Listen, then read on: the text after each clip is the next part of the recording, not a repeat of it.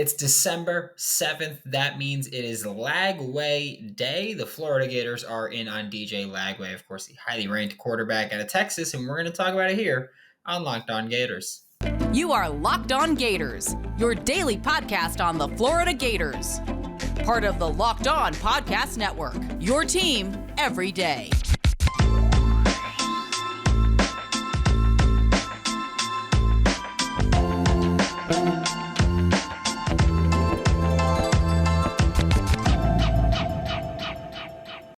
Hello, welcome back to another episode of Locked On Gators, part of the Locked On Podcast Network, your team every day. Thanks for making Locked On Gators your first listen of the day. We're available daily and free wherever you listen to podcasts. Happy Wednesday. I'm Brendan Olson. Find me on Twitter at WNS_Brandon. Written work with Whole Nine Sports and Giants Country at SI.com. Today's episode of Locked On Gators is brought to you by LinkedIn Jobs. LinkedIn Jobs helps you find the qualified candidates that you want to talk to faster. Post your job for free at linkedin.com/lockedoncollege. That's linkedin.com/lockedoncollege to post your job for free. Terms and conditions apply. And first of all, before we even get into it, if you joined the Gator Collective Twitter space last night, thank you. It was awesome. Derek Wingo, Jonathan Odom, Austin Barber, all three were really cool. Jen, Bob Redmond, awesome. I had a blast just being involved in it. It was really cool. You can re-listen to it on their Twitter. Go to the Gator Collective Twitter, and it's up there. But now, DJ Lagway. The Florida Gators are looking to make the biggest splash Billy Napier could have made for the 2024 class. DJ Lagway commits today, 4 p.m. Eastern Time, 3 p.m. Central, his time. So if you see a graphic that says 3 p.m., it's 3 p.m. Central. It's 4 p.m. if you're on the East Coast. So DJ Lagway commits, potentially program-altering quarterback. Depending on where you look, he's QB1. Depending on where you look, he's QB6. That's the ceiling and floor that I've seen on recruiting websites so far.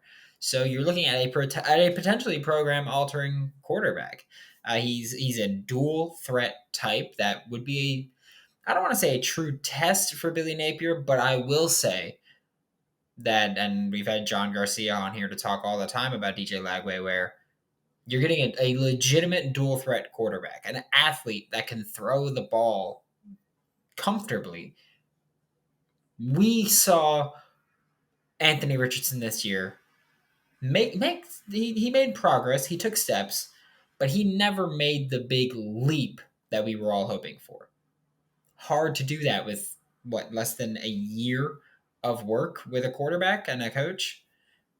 I would be very interested to see what DJ Lagway and Billy Napier can do with 3 years together. You can see so much development because, again, Anthony Richardson is still a very unfinished product, but he made progress. I don't care who you are, what you want to say about it. He made progress, and that's a fact. So, yeah. But DJ Lagway committing, the feel generally is USC, as in Southern California, not you, South Carolina, as much as you want to be, but USC and Florida. That's the feel publicly. I know that Baylor's in there, TCU's in there, Texas A&M's in there. There's a bunch of schools in there, but publicly the feel is USC or Florida. I am feeling Florida. And that's not me being because I'm a Gator person, so I want him to go to Florida. No, I don't know what it is. I genuinely have no idea why, but I'm just like, this feels like Florida to me. I don't know what it is, but that's how I feel. His presence in 2024 does impact 2023. Because if Florida's looking for receivers, or looking for O-line, or looking for anything, you're going to go, 2024, they got a nice kid coming in. So maybe you can impact 2023 with that. But the biggest thing that I'm looking forward to is this is the first full cycle that Billy Napier's had. 2023, he even got a late start on. 2024 is the first time where it's like, okay, there's no, you got a late start on it. This is 2024. You've got it all. And Florida could get off to a great start. You've already got a good start. You've got Chauncey, Bowens, you've got Myles, Graham. Imagine adding DJ Lagway to that. the biggest thing that I'm looking for is DJ Lagway said, hey, I'm committing on December 7th because I'm ready to start building my recruiting class. He said, I'm ready to start building my recruiting class. He's stepping in and immediately taking a leadership role. He is publicly saying, hey, I want to recruit kids to come play with me. We saw when Marcus Stokes was a Gator commit, we saw him go, oh, come play wide receiver for the Joker. DJ Lagway, significantly better quarterback. I feel like he's not even going to have to publicly go, hey, come play wide receiver for DJ Lagway. He's going to just go slide into a DM and be like, hey, do you want to play with the best quarterback in the country for 2024? Because that's who we're looking at. So you see that. And I think that you've got to be like, hey, he's someone that we want. Talent-wise, he's phenomenal. There's no doubt about it. He can make all the throws that Billy will ask of him. He can run the ball as he pleases and make plays with his legs. He's going to be aided by a fantastic running game you've got to assume every year of his career there's going to be something that Billy Napier, if Rob Sale stays in Gainesville. Not that there's any rumblings, but we're talking about 2 years in the future from now. So things should change, but one thing that won't is Billy Napier's philosophy is let's run that football. It's always going to be there. So DJ Lagway could be a massive ad for the program, legitimately program altering, because this is the thing where it's like, you've got your program QB. I think if you even get the commitment of DJ Lagway, you give yourself room until 2025. I think that right now, a lot of us are like, hey, if by the end of 2024 things aren't looking great, cut ties. Okay? Which is fair. But I think if you have DJ Lagway, whether or not he's a starter as a true freshman, you go, okay, but now we've got 2025 with DJ Lagway. So you've earned that. You've earned a second year with a top 6 quarterback. You've earned that. So I think for Billy Napier, it's not a make or break thing. I hate when people are on Twitter just like, if Billy doesn't get DJ Lagway, he's screwed. It's over. No. Look at all the top ranked quarterbacks that transfer after a year or two. Like they could easily not pan out. That happens all the time, and it could happen with DJ Lagway if DJ Lagway commits to the Florida Gators. That could easily happen as well. But here's the thing: we're not going to go into it saying he's going to fail. I'm not going to go into it saying he's going to be phenomenal. I'm not going to be like, oh, DJ Lagway is going to win the Heisman, dude. No, you're not going to get that from me. What you will get is that if DJ Lagway commits to the Florida Gators, if DJ Lagway puts in the work, if Billy Napier is as good a quarterback developer as he thinks he is, and if he's not, if he gets someone that is, you're looking at a legitimately program-altering quarterback. That's big for you. And also, I said it with Marcus Stokes when he committed to Florida, and then we got receivers coming in, and O-linemen coming in, and all this stuff.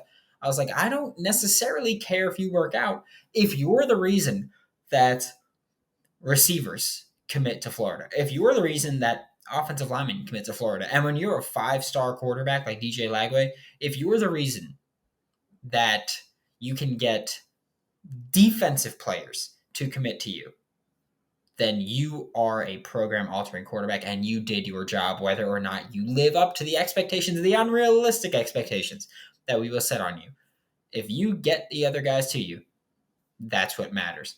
We're about to take a look at some transfer portal players that Florida is interested in, some that I don't know if they're interested in, but I hope they are.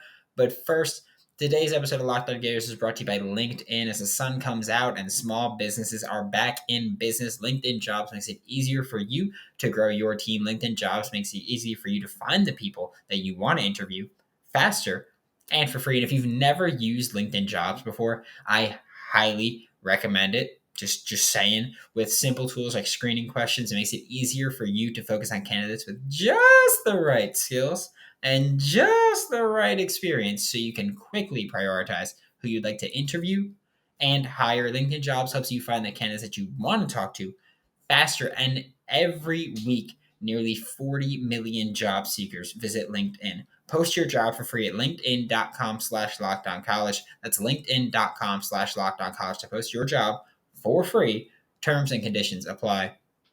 Thanks again for making Locked On Gators your first listen of the day. We're available daily and free wherever you listen to podcasts.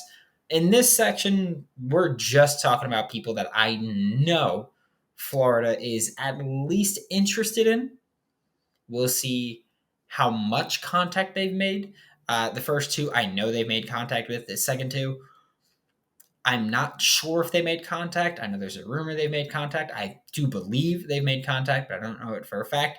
And then the second segment, we'll talk about people that I have no idea if they made contact with, but I want them in Gainesville. First up is Caleb Banks, Louisville defensive lineman.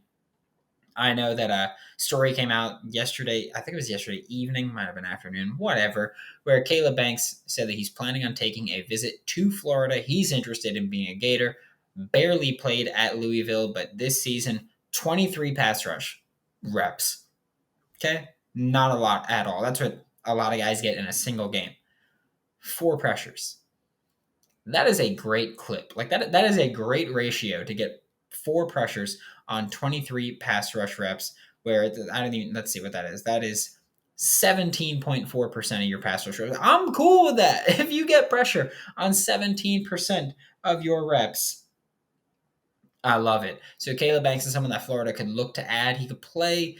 His size gives him a little bit of a weird fit. I'm not sure if they'd be like, hey, try to play the Princely role, maybe as depth. I don't think that would be the case. He played weak side defensive end in high school, but he's 6'7", 265. That's kind of bigger than the Jack linebacker has been for Florida. That's about what you'd expect from Princely's range. Maybe he's actually heavier or lighter than it says, and maybe he plays more of a 3 technique role. Maybe Princely takes a stand-up edge rushing role next year at the Jack. I don't know what it is. I don't necessarily know where he fits, but what I do know is that Princely, I'll tell you this. I have a friend who works in NFL, the evaluating realm, and he told me one time, he's like, hey man, like Princely, he didn't say Umanmielen because he can't pronounce it, but he's like, Princely Umanmielen is the best defensive player on that team right now. Like, he's the best player on that defense. He could go to the NFL right now. Princely, I don't think he is. I don't think he's even considering it right now. I think he knows he's got a lot of room to grow still. But Caleb Banks, if you're rotating for a year, he's a freshman. So if you're rotating for a year as a backup and then maybe next year you're the starter, I think that's a good look for you in the SEC as well. So Caleb Banks is someone that Florida's looking at. They've offered, I believe, and he's planning on taking a visit. Next up is Ajani Cornelius, Rhode Island right tackle. I know that On3 has him listed as an interior offensive lineman, and I don't know if that's just like high school rankings are always screwy with whether you're a tackle or an interior offensive lineman. I don't know if that's On3 saying, hey, yeah, he played right tackle at Rhode Island, but he'll probably be a guard at the next level, wherever it is at Power 5, Big 10, SEC, ACC, Big 12, Pac 12. Odds are he's going to be an interior offensive lineman. I don't know if that's what they're saying. I am curious to see, though, if he'd move to interior offensive lineman, if he'd move to guard or even center, maybe, which I don't expect center. I do think Kingsley Aguakin will be the starting center next year. And I do know that if Cyrus Torres is declared for the draft, there's an open guard spot. There's competition for it, obviously, but I don't know how much I think the Gators would need a Johnny Cornelius if he's planning on staying at tackle. As far as Austin Barber, he needs to be a starter next year. I don't necessarily care if you have my left tackle or right tackle. I think he'll be the starting left tackle, but he needs to be the starter. With Michael Tarquin, look, Michael Tarquin has his fair share of cons. Everybody does. They all have flaws. Michael Tarquin's biggest flaw is penalties with false starts specifically, which is something that you could work on. Like you can improve that. So yeah, false starts have been an issue, but Michael Tarquin is still someone that I'm like, yeah, I want you starting. Guess what? Right behind them, you've got Cameron Waits just waiting in the wings. I know some people want him to play guard. I think he plays tackle. He's massive. I think he plays tackle. I don't think you need to add a tackle that will have the expectation of starting. Johnny Cornelius will have the expectation of starting immediately. I know Florida has offered him. I don't know if it's a great fit if he plans on staying at tackle. So that's where I'm at with Johnny Cornelius. It's just he's a great football player, production wise for a tackle. His PFF stuff looks like Osiris Torrance a little bit. So do with that what you will. But if that's how you say it, but if he's got immediate plans of starting a right tackle, I don't think he's someone that is going to come to Florida. Whether or not he should or shouldn't, honestly, I don't even care to have that discussion. If he plans on starting a right tackle, I don't think he's going to come to Florida because there's 3 guys that are realistic starter options next year. One of them should be written in with tattoo ink. Should be starting. Like he should be the starting left tackle no matter what in Austin Barber. Also, I believe Richard Garage has a year of eligibility, although I think he's gone. 2 names here that I'm bunching them together because they play the same position. It's quarterbacks. It's Malik Hornsby from Arkansas. It's Keaton Slovis, who is at USC and then Pitt. I haven't confirmed that Florida's contacted them. I've tried to confirm it, but I haven't confirmed. But it wouldn't shock me if Florida at least reached out to both of them. Both Malik Hornsby and Keaton Slovis. I know a report came out yesterday that Florida did make contact and is pushing for them. I don't doubt that they've made contact. I'm hesitant to believe that Florida's pushing for them. Not that that's a knock on them, but Malik Hornsby is a guy where he's a great athlete. I think he struggles as a passer in the limited snaps that we've seen from him. So there's that where Malik Hornsby, I think that he has had his fair share of struggles as a passer again in the limited snaps. The LSU game was ugly, but he made plays with his legs. That's great. Keaton Slovis is the better passer, but the thing that worries me about Keaton Slovis is that since he left Pitt, since he announced that he's hitting the portal, a bunch of Pitt players have come out and bashed him. They've come out and been like, hey, he was a captain. He didn't earn it. He didn't deserve it. He was just given a captain spot. All this stuff.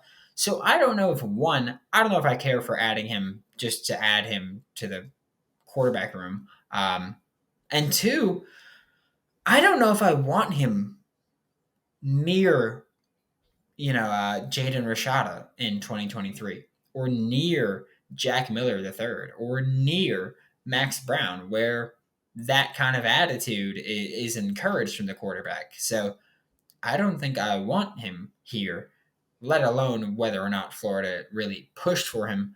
I don't even know. About to talk about some portal names that I don't know if Florida contacted them at all, but I want Florida to contact them if they haven't. So do it. But first, today's episode of Locked On Gators is brought to you by BetOnline. The Florida Gators are currently 10.5-point underdogs against Oregon State in the Las Vegas Bowl on December 17th. I know I usually go, but Florida's covered the spread every single time they were underdogs.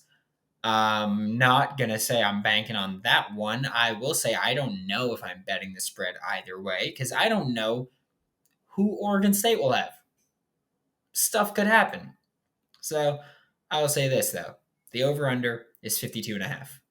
I have already bet an alt total of under 50.5. I think that there will be no shot they hit 50 unless Oregon State runs away with it or unless Florida, whoever starts a quarterback, ends up lighting it up.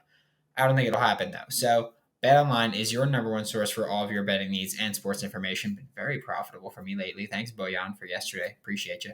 Head to the website today or use your mobile device to learn all about the trends and action. Check out BetOnline. It's where the game starts.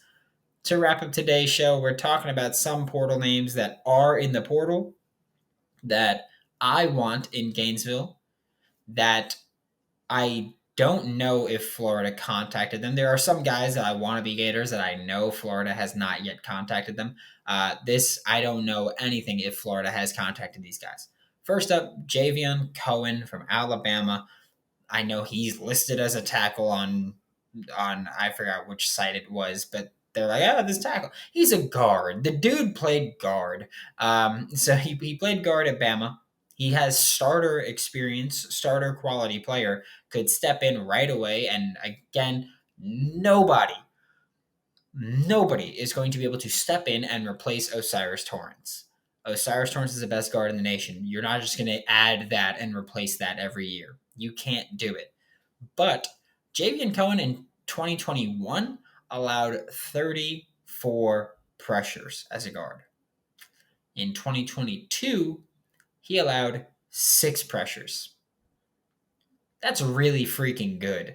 I don't know how else to put it other than that's really freaking good for Javian Cohen. He missed a couple games. There was a time where he was not starting, but still playing significant snaps. But I think if you gave him the same number of snaps from 2021 to 2022, I think he allowed like 10 pressures, which is still 3 times better than you were in 2021. That's significant improvement.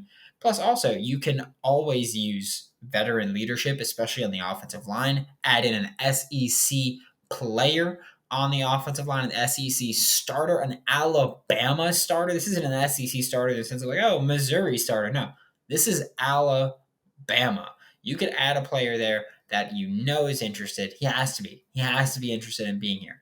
So, Javian Cohen, come on over. I would love it if you're a Gator. Defensive side of the ball for the final 2. Also, probably names you don't really know. They're not heard of names really. But first up is linebacker Justin Wright from Tulsa. First off, this dude is a tackling machine. I'm gonna pull up his numbers because I need to tell you how many tackles he had this season because I looked at it and I was like, what in the world? So this season he had 106 tackles. Great numbers, by the way. 106 tackles in his career, which is 5 years, by the way. He has 1 year of eligibility remaining. But in 5 years, including that one COVID-shortened season, he's had 253 tackles. I apologize if that's off. That's math in my head. 253 tackles. He's had 2 picks this season. He had 2 picks prior to this season, 2 passes broken up. He allowed just a 64.5 passer rating this year. Numbers say this guy belongs in the next level. He's looking to take that next step. Gainesville should be where he does it. There's an immediate starting opportunity for him. Nothing will be handed out, obviously, with Florida, but there's an opportunity to compete for that. I do think you need to add people in the portal. I want specifically a veteran linebacker to add in the portal, just in case Shamar isn't ready to be a full-time starter, just in case Wingo or Scooby aren't ready to be full-time starters. And again, even if they are, then congrats. They start and Justin Wright's a backup. You don't promise a starting role to anybody unless it's a bona fide superstar. Not a guy coming from the G5 up to the P5. Like, I want Antonio Greer. I want Justin Wright. If it means guaranteeing them a starting spot, I don't. But also, the thing that intrigued me the most with Justin Wright, he's an off-ball linebacker. Off-ball. That means he plays the same linebacker spot as Ventrell and Amari Burney. I know that a lot of, for some reason, Gators fans like going, oh, Brenton Cox is a linebacker. It's like he's an edge rusher, not a linebacker.